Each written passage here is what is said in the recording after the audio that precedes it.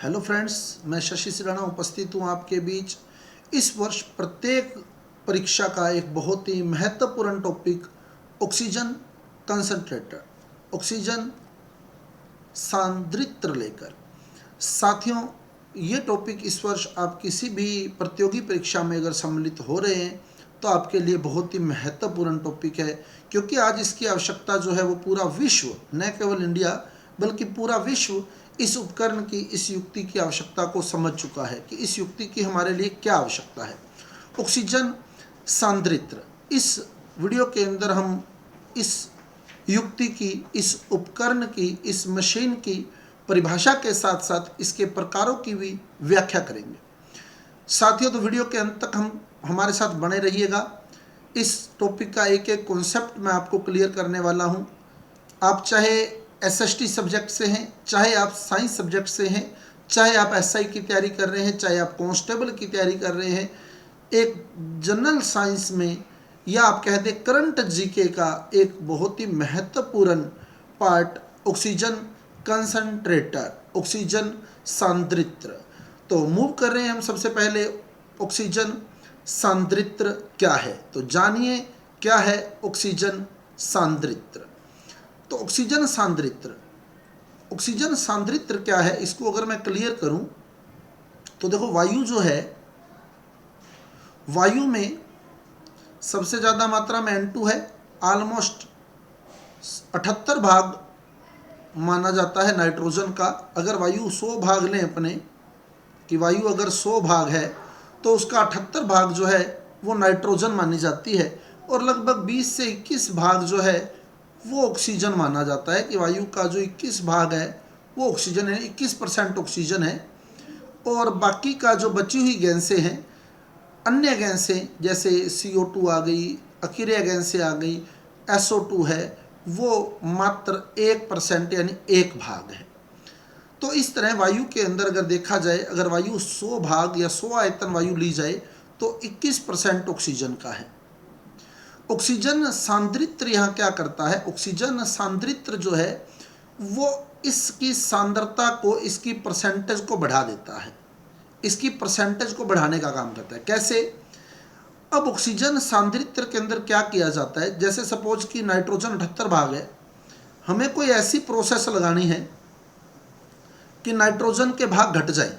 कि सपोज कि नाइट्रोजन मान लो किसी तरह से हमने इस वायु के अंदर मात्र 28 भाग कर दी, कोई ऐसी प्रोसेस लगाई कि 50 भाग नाइट्रोजन को हमने बाहर निकाल दिया, 50 भाग नाइट्रोजन बाहर निकाल दी।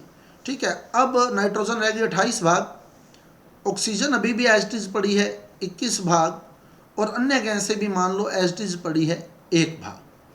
तब टोटल पार्ट्स अगर आप गिने, टोटल भाग अगर आप गिने, तो आपके पास टोटल 50 भाग हो जाएंगे। ठीक है, 50 आयतन हो गया, 50 भाग हो गए। अब इस 50 भाग में अगर आप देखें तो 21 भाग जो है वो ऑक्सीजन का है, 21 पार्ट्स जो है वो ऑक्सीजन का है। तो अगर अब परसेंटेज कैलकुलेट की जाए तो 42% जो आपके पास है वो ऑक्सीजन है। 42% ऑक्सीजन आ गई अब इसके अंदर। पहले कितनी थी?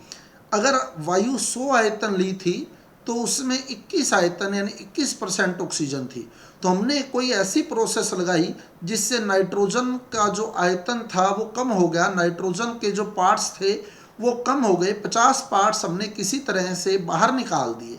ठीक है, 50 पार्ट्स किसी तरह से वायु में से नाइट्रोजन के बाहर निकाल दिए, तो अब नाइट्रोजन जो है वो 28 भाग रहेगी, ऑक्सीजन अभी भी 21 भाग है, और अन्य गैस से अभी भी 1 भाग है। तो टोटल अगर देखा जाए तो 50 पार्ट्स हो गए, 50 भाग हो गए। उस 50 भाग में 21 भाग ऑक्सीजन है, यानी अब अगर ऑक्सीजन की सांद्रता देखी जाए तो 42% हो गई है, यानी 21% से ऑक्सीजन बढ़कर 42% तक हो गई है। और यही युक्ति जो होती है ये ऑक्सीजन सांद्रित्र कहलाती है, जो ऑक्सीजन की परसेंटेज को बढ़ा देती है। कैसे बढ़ाती है? वो अन्य गैसों के परसेंटेज को घटा देती है। ठीक है, जैसे वायु कितनी थी? 78%, नाइट्रोजन कितनी थी? 78% थी, लेकिन अब अगर देखा जाए तो नाइट्रोजन 56% रह गई। तो उसने क्या किया? नाइट्रोजन का परसेंटेज घटा दिया, जिससे ऑक्सीजन का परसेंटेज बढ़ गया, यानी ऑक्सीजन की सांद्रता बढ़ गई। परसेंटेज सांद्रता की एक इकाई मानी जाती है। विलयन की सांद्रता की इकाइयों की अगर हम बात करें तो प्रतिशतता जो है वो सांद्रता की एक इकाई मानी जाती है।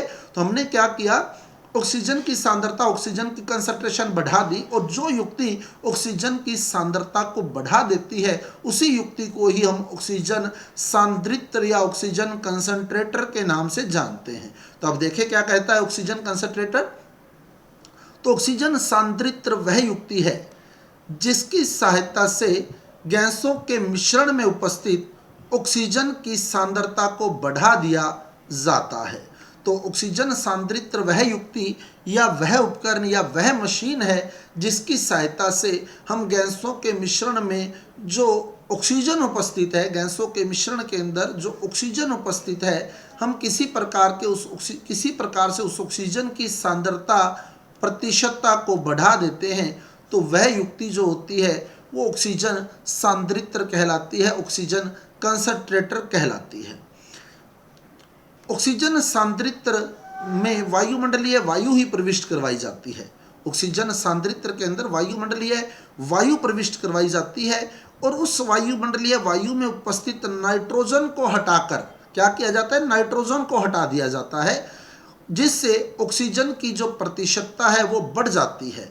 यानी नाइट्रोजन को हटाकर ऑक्सीजन की प्रतिशत मात्रा बढ़ा दी जाती है। जैसे मैंने आपको एक सिंपल सा एग्जांपल दिया था कि 78% नाइट्रोजन है, यानी 78 भाग नाइट्रोजन है, ठीक है, 21 भाग ऑक्सीजन है और 1 भाग अन्य गैसें हैं, 1 भाग अन्य गैसें हैं। हमने क्या करना है, इसके भाग कम कर देने किसी प्रकार से, ठीक है। तो हमने क्या किया, इसके भाग कम कर दिए, ये 28 भाग रह गई सपोज।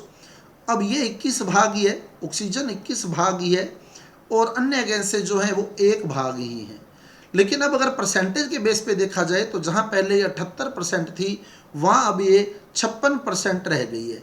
यानी हमने क्या किया, उस नाइट्रोजन को हटा दिया, नाइट्रोजन की परसेंटेज घटा दी, और जिससे ऑक्सीजन की परसेंटेज बढ़ गई। अब ऑक्सीजन अगर आप देखेंगे तो 42% हो चुकी है, ऑक्सीजन की परसेंटेज बढ़ चुकी है। तो किसी प्रकार से अगर ऑक्सीजन की परसेंटेज बढ़ा दी जाती है तो इसी युक्ति को ही हम ऑक्सीजन सांद्रित्र कहते हैं। ऑक्सीजन सांद्रित्र जो होते हैं वो 2 प्रकार के होते हैं। ऑक्सीजन सांद्रित्र 2 प्रकार के होते हैं, प्रेशर स्विंग एडजॉर्प्शन स्विंग, दाब स्विंग अवशोषण, दाब स्विंग अवशोषण, और झिल्ली गैस पृथक्करण, मेम्ब्रेन गैस सेपरेशन। 2 प्रकार के ऑक्सीजन सांद्रित्र हैं, वो देखते हैं हम क्या है ऑक्सीजन सांद्रित्र।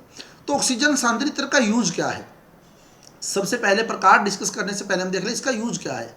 जब श्वसन तंत्र कमजोर होने लग जाता है, जब श्वसन तंत्र व्यक्ति का किसी कारण से कमजोर हो जाता है, जब व्यक्ति के फेफड़ों की कार्य क्षमता घट जाती है, व्यक्ति का जब श्वसन तंत्र कमजोर हो जाएगा तो उसके फेफड़ों की कार्य क्षमता घट जाएगी। फेफड़ों का काम क्या है, ऑक्सीजन को ग्रहण करके उसको अन्य भागों तक पहुंचाना, जो हृदय के माध्यम से पहुंचाया जाता है। फेफड़े हृदय में ऑक्सीजन पहुंचाते हैं और हृदय बाकी पार्ट्स में ऑक्सीजन पहुंचाता है। अब किसी कारण से क्या हुआ, फेफड़ों की कार्य क्षमता जो है वो क्षीण हो चुकी है, फेफड़े जो है वो ऑक्सीजन को गेन करने में सक्षम नहीं हो पा रहे हैं। वायु को जब वो ग्रहण कर रहे हैं तो उसमें नाइट्रोजन ज़्यादा जा रही है। तो ऐसी स्थिति में क्या करते हैं, हम ऑक्सीजन सांद्रित्र का यूज़ करते हैं, जो ज़्यादा परसेंटेज ऑक्सीजन के अंदर भेजता है, ऑक्सीजन की ज़्यादा परसेंटेज अंदर भेजता है, ताकि फेफड़े जो है उसमें से कुछ भाग जो है वो ग्रहण कर ले और आगे हृदय को सप्लाई कर सके। तो आदमी जो है वो थोड़ा लंबे समय के लिए सर्वाइव कर पाता है, जीवन यापन कर पाता है, उसकी जान जो है वो बचाई जा सकती है। तो इस युक्ति का उपयोग मुख्यतः श्वसन तंत्र कमजोर होने पर किया जाता है। जब व्यक्ति के फेफड़ों की कार्य क्षमता घट जाती है तो रोगी को सांद्र ऑक्सीजन देकर, यानी ज़्यादा परसेंटेज वाली ऑक्सीजन देकर उसकी जान बचाई जा सकती है। और ये ज़्यादा परसेंटेज वाली ऑक्सीजन जो है वो ऑक्सीजन सांद्रित्र की सहायता से ही बनाई जाती है। अब देखते हैं हम ऑक्सीजन सांद्रित्र जो है वो कितने प्रकार का है। ऑक्सीजन सांद्रित्र के प्रकार, ऑक्सीजन सांद्रित्र जैसा कि मैं पहले भी बता चुका हूं आपको, ये 2 प्रकार का है। एक तो PSA प्रेशर स्विंग एडजॉर्प्शन, दाब स्विंग अवशोषण,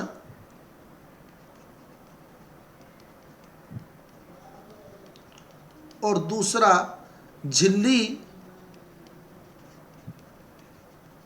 गैस पृथक्करण, झिल्ली गैस पृथक्करण। तो दाब स्विंग अवशोषण और झिल्ली गैस पृथक्करण, ये दो प्रकार का जिसको हम अब एक्सप्लेन करने जा रहे हैं। तो प्रकार स्विंग, इसके जो ऑक्सीजन कंसंट्रेटेड के प्रकार डिस्कस करने से पहले मैं बता दूं साथियों, हमारे द्वारा हमारी जो ऐप है इजी केमिस्ट्री ऐप, जिसको आप प्ले स्टोर से डाउनलोड कर सकते हैं, और यदि आप आईफोन यूज़र हैं तो आप इसे ऐप स्टोर से भी डाउनलोड कर सकते हैं। हमारे द्वारा लाइव क्लासेज जो हैं कक्षा 12 की रसायन विज्ञान, JET, ICAR, REET level 2 science and math, ये क्लासेज जो है बिना किसी ट्यूशन फीस के चलाई जा रही हैं। इसमें हम कोई ट्यूशन फ़ी नहीं ले रहे हैं, कोई ऐप चार्ज नहीं ले रहे हैं, ना ही कोई ऐप चार्ज लिया जा रहा है। सिर्फ जो विद्यार्थी वर्तमान में शिक्षा से वंचित हो चुके हैं, उनकी पढ़ाई जो है वो डिस्टर्ब हो चुकी है कोविड-19 महामारी के कारण, तो उनके लिए हमारा एक छोटा सा ये प्रयास है जिसमें हम किसी प्रकार की कोई ट्यूशन फ़ी नहीं ले रहे, कोई ऐप चार्ज नहीं ले रहे, बिल्कुल एक नॉमिनल सा चार्ज जो कि हमें पे करना होता है। एक तो ऐप निर्माता कंपनी को, जो हमारी ऐप बनाने वाली कंपनी है इजी केमिस्ट्री ऐप जो हमारी तैयार की गई है, उसको पे करना होता है, और या फिर जो हमने कंप्यूटर ऑपरेटर रखा है वो चार्ज जो है लाइव आवर्स का पे किया जाता है। जो आपकी क्लास लगती है लाइव, उसके लिए वो चार्ज पे करना होता है। और इसके अलावा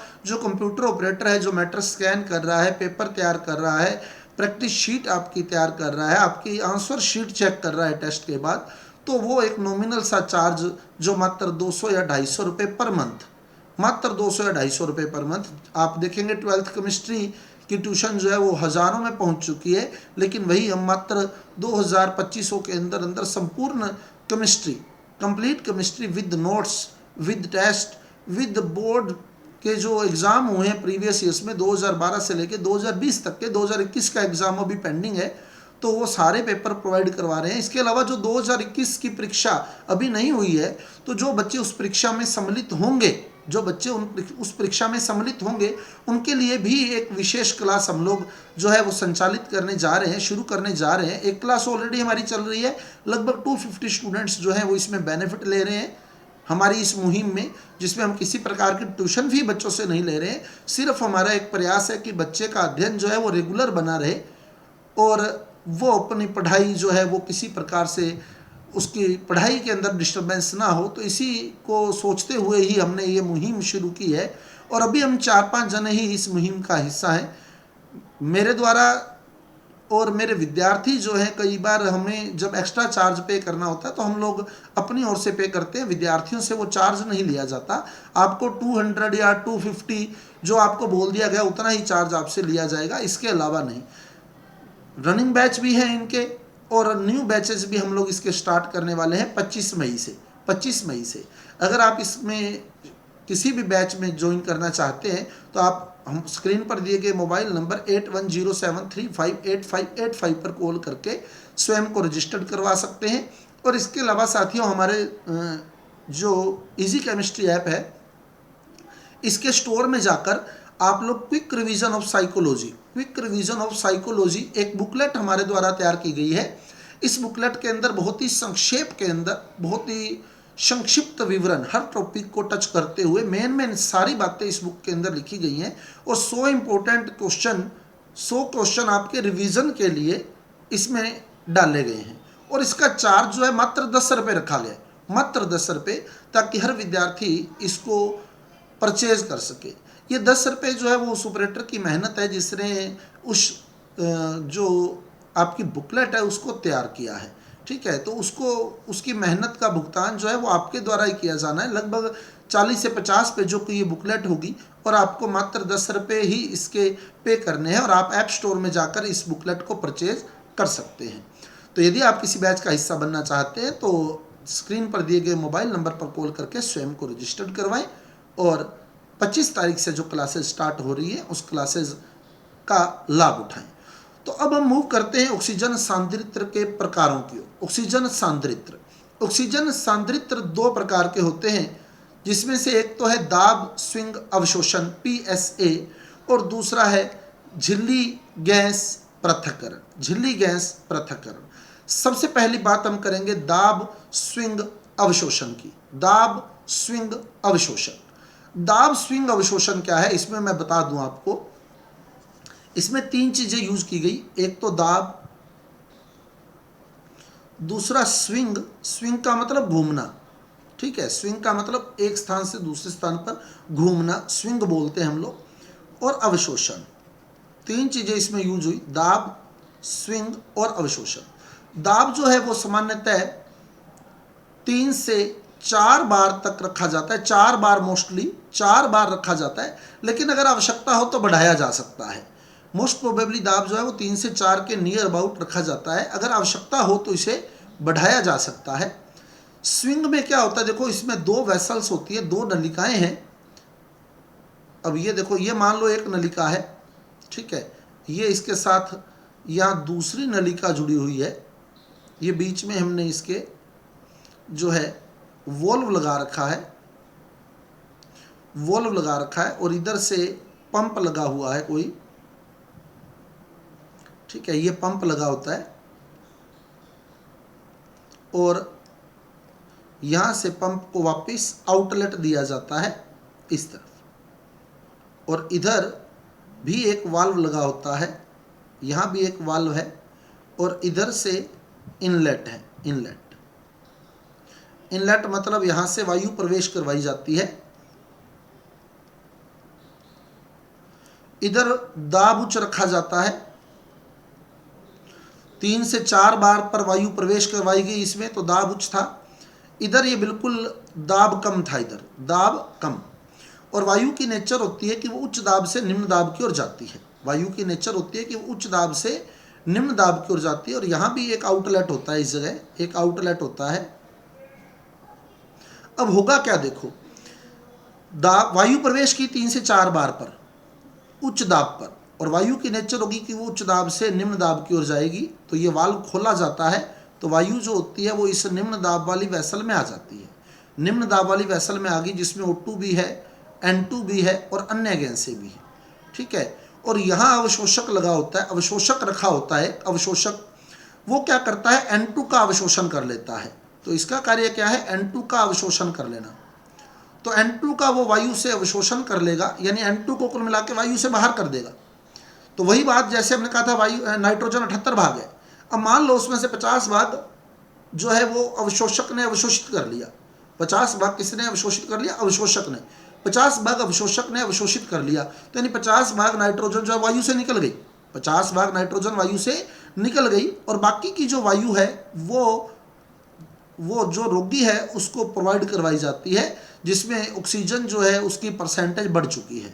ऑक्सीजन की परसेंटेज, ऑक्सीजन की जो परसेंटेज है वो बढ़ चुकी है, वो रोगी को प्रोवाइड करवा दी जाती है। तो यहाँ से जब वायु प्रविष्ट हुई थी तो इसमें 78 भाग नाइट्रोजन था, लगभग 21 भाग ऑक्सीजन था, और 1 भाग जो था वो अन्य गैसें थी, 1 भाग अन्य गैसें थी, ठीक है। और उच्च दाब पर वायु प्रविष्ट करवाई, तो वायु जो है वो उच्च दाब से निम्न दाब वाली वेसल में गई, और इस निम्न दाब वाली वेसल के कॉन्टैक्ट में एक अवशोषक रखा हुआ था, उसने क्या किया, नाइट्रोजन को अवशोषित कर लिया।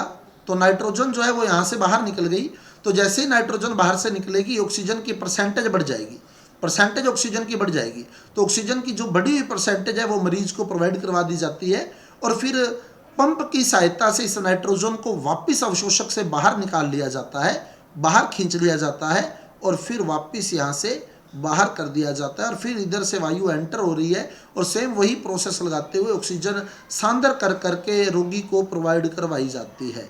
ये होता है दाब स्विंग अवशोषण। दाब स्विंग अवशोषण मशीन जो है, ऑक्सीजन कंसंट्रेटर जो है।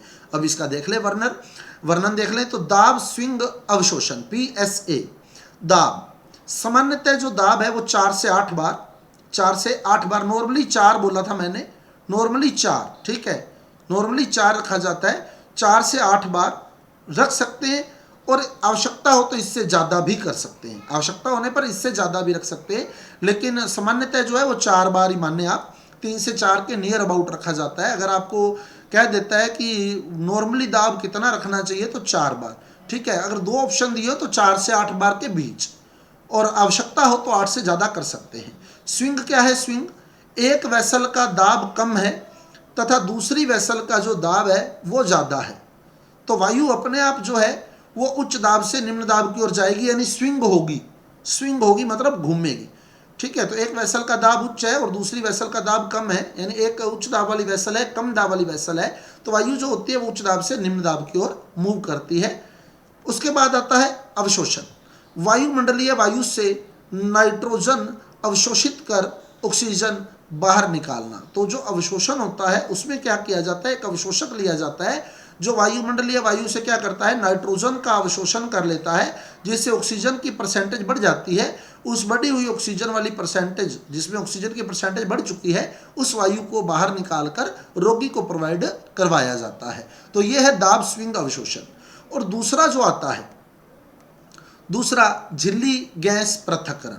झिल्ली गैस पृथक्करण, मेम्ब्रेन गैस सेपरेशन। इसमें जो झिल्ली होती है वो बहुलकों से बनी होती है। झिल्ली बहुलकों से बनी होती है, सामान्यतः पॉलीएमाइड और सेलुलोज एसीटेट से बनी झिल्ली यूज की जाती है। पॉलीएमाइड और सेलुलोज एसीटेट से बनी झिल्ली। ये झिल्ली जो होती है ये चयनात्मक पारगम्य होती है। चयनात्मक पारगम्य, सेलेक्टिव परमिएबल, सेलेक्टिव परमिएबल, चयनात्मक पारगम्य। चयनात्मक पारगम्य क्या होता है, देखो जैसे हम इसके कांटेक्ट में वायु लाएंगे, इस झिल्ली के कांटेक्ट में वायु लाई गई, तो ये झिल्ली जो है ये चयनात्मक पारगम्य है। ये उस वायु में से किसी घटक का चयन कर लेती है और उसी को पार जाने देती है। सभी घटक इसमें से पार नहीं हो सकते, सिर्फ जिसका ये चयन करेगी वही इसमें से क्रॉस हो सकता है, दूसरा घटक इसमें से क्रॉस नहीं हो सकता। यानी कुछ घटकों के लिए ये पारगम्य होती है और कुछ घटकों के लिए ये अपारगम्य होती है। तो ऐसी झिल्ली को हम चयनात्मक पारगम्य कहते हैं, यानी उसमें से कुछ सेलेक्टेड सब्सटेंस ही क्रॉस हो सकते हैं, सेलेक्टेड सब्सटेंसेस ही उसमें से पार जा सकते हैं। तो ऐसी झिल्ली चयनात्मक पारगम्य झिल्ली होती है। और यह सामान्यतः बहुलकों से बनी पॉलीएमाइड या सेलुलोज एसीटेट से बनी झिल्ली जो होती है वो चयनात्मक पारगम्य झिल्ली होती है। जब इसके कांटेक्ट में वायु आती है तो वायु में नाइट्रोजन के लिए ये अपारगम्य है, नाइट्रोजन के लिए अपारगम्य और ऑक्सीजन के लिए पारगम्य है। तो वायु इसके कांटेक्ट में लाई जाती है, नाइट्रोजन को ये पार नहीं होने देती, ऑक्सीजन को पार होने देती है, मतलब ऑक्सीजन की सांद्रता बढ़ जाती है। ऑक्सीजन की सांद्रता बढ़ जाती है क्योंकि नाइट्रोजन इसके इसी साइड रुक गई, तो इसने कुल मिला के नाइट्रोजन को वायु से अलग कर दिया, जिससे क्या हुआ, ऑक्सीजन की सांद्रता बढ़ गई। और यह बढ़ी हुई ऑक्सीजन की सांद्रता वाली वायु ही मरीज को दी जाती है, पेशेंट को दी जाती है। अब प्रोसेस क्या होता है मैं बता देता हूँ पूरा आपको टेक्निकली। ये मान लो एक इनलेट है जिसमें से वायु अंदर प्रविष्ट करवाई जा रही है, जिसमें मेन N2 और O2 हैं, दो ही बातें करेंगे हम, ठीक है। इसके यहाँ ये चयनात्मक पारगम्य झिल्ली लगी हुई है, इस इनलेट के यहाँ चयनात्मक पारगम्य झिल्ली लगी हुई है। ये मान लें आप, ये सारा इनलेट जो है ये चयनात्मक पारगम्य झिल्ली से बना है, ठीक है। ये हो गई चयनात्मक पारगम्य झिल्ली। सिर्फ एक मैं आपको इमेजिनरी डायग्राम दे रहा हूं कि किस तरह से प्रोसेस होती है वो बता रहा हूं, ठीक है। तो ये आ गई आपके पास चयनात्मक पारगम्य झिल्ली। अब हुआ क्या, है वायु अंदर आ गई, यहाँ N2 भी आई, O2 भी आई, और ये पूरा जो था मेम्ब्रेन वाला जो बैग था, जो थैला था, ये N2 और O2 से भर गया, N2 और O2 से भर गया। ये इसके अंदर वायु है, यानी N2 है और O2 है, पूरा भर गया ये, ठीक है। लेकिन अब इसमें से विशेषता है कि इस झिल्ली के पार कौन जा सकता है, इस झिल्ली के पार जा सकता है सिर्फ ऑक्सीजन, नाइट्रोजन इसके पार नहीं जा सकती। तो इसके बाहर एक स्टोरेज भी तैयार किया जाता है, ये एक स्टोरेज तैयार किया गया, ये आउटलेट है, ठीक है, ये आउटलेट है, यहाँ से बाहर निकलेगा जो बच गया। अभी ये बंद होता है, वाल्व लगा होता है यहाँ, ये बंद रखा जाता है। ये अंदर वायु भर चुकी है पूरी तरह से। अब ये जो स्टोरेज है, अब देखो क्या होगा, अब N2 को तो ये झिल्ली बाहर जाने नहीं देगी, लेकिन जो O2 है वो इस झिल्ली से पार हो जाती है। O2 को ये झिल्ली पार होने देती है अपने में से, तो O2 के लिए ये चयनात्मक पारगम्य है, ठीक है। तो O2 जो है वो यहाँ आ जाती है स्टोरेज के अंदर, ये जो स्टोरेज है यहाँ O2 भर जाती है सारी, ये O2 भर गई, तो O2 जो है वायु में से निकल कर स्टोरेज के अंदर आ जाती है, ये स्टोरेज में O2 भर जाती है, यानी कुल मिला के यहाँ O2 की सांद्रता उच्च हो चुकी है, O2 की उच्च सांद्रता, O2 की सांद्रता जो है वो बढ़ चुकी है, ठीक है। अब O2 जो है वो तो चली गई यहाँ, O2 यहाँ आ गई, तो O2 की सांद्रता बढ़ गई, और अब ये वाल्व खोल दिया जाता है और नाइट्रोजन जो है वो यहाँ से बाहर निकल जाती है, क्लियर, नाइट्रोजन बाहर निकल जाती है। अब ये जो उच्च सांद्रता वाली ऑक्सीजन है ये आउटलेट के माध्यम से मरीज को, रोगी को प्रोवाइड करवा दी जाती है, जिसके श्वसन तंत्र जो है वो कमज़ोर हो चुका है, क्षीण हो चुका है, ये ऑक्सीजन उस रोगी को प्रोवाइड करवा दी जाती है।